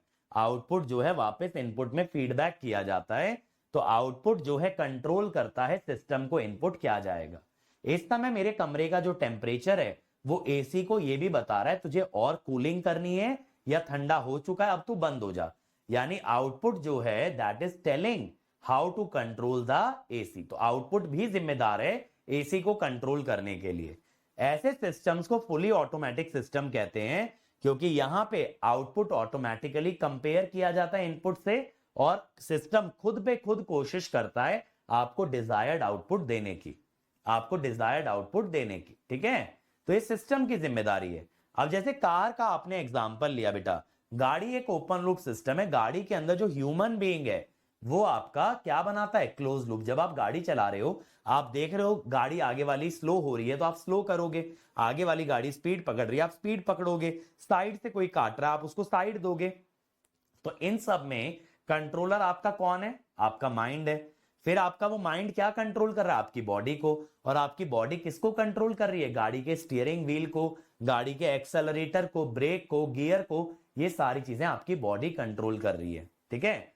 तो वहां पे एक तरह से आप ये कह सकते हो आपकी बॉडी जो है वो कंट्रोल, वो प्रोसेस नहीं कहलाएगी, आपकी बॉडी कहलाएगी एक्चुएटर। क्या कहलाएगी? एक्चुएटर। कई बार समटाइम्स क्या होता है, sometimes there is an actuator in between, sometimes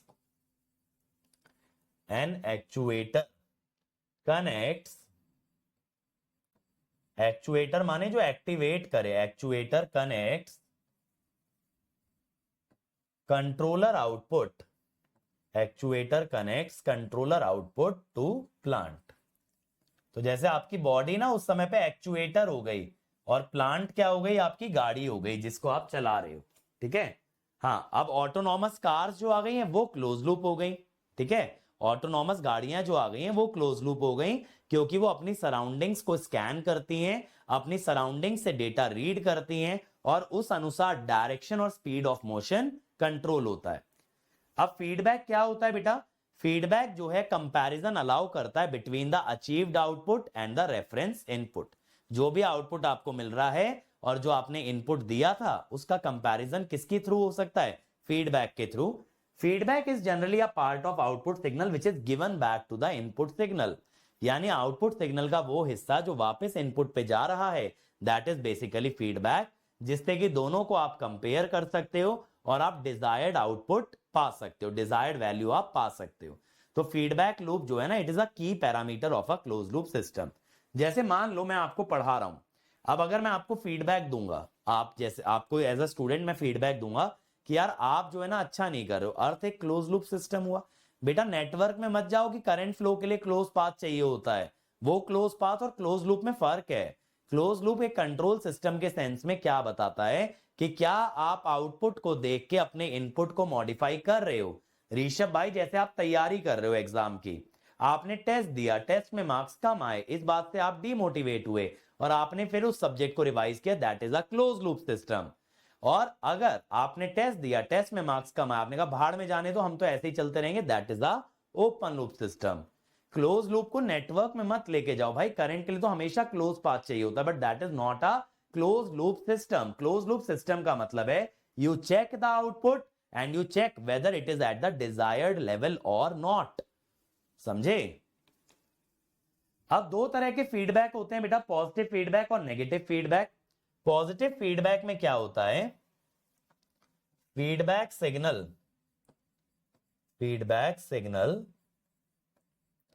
gets added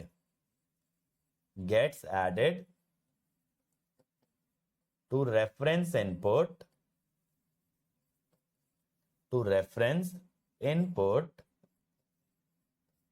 so that input to a plant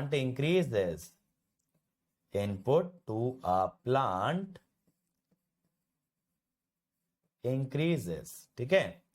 और नेगेटिव फीडबैक के केस में क्या होता है भाई? आपका फीडबैक सिग्नल, आपका जो फीडबैक सिग्नल है get subtracted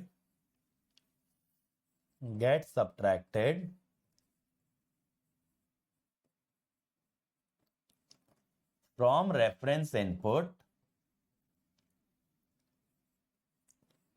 to check the difference between the two. तो ये जो कंट्रोल सिस्टम में आप कंपैरेटर लगा रहे हो ना, ये एक्चुअली नेगेटिव फीडबैक का काम कर रहा है, to check the difference between the two. और ये पॉजिटिव नेगेटिव फीडबैक जो है ये आप एनालॉग के अंदर भी यूज करते हो बेटा। एनालॉग के अंदर नेगेटिव फीडबैक का कहां यूज होता है? एम्पलीफायर्स के अंदर। एम्पलीफायर के गेन को कंट्रोल करने के लिए डिजायर्ड वैल्यू पे आप नेगेटिव फीडबैक लगाते हो।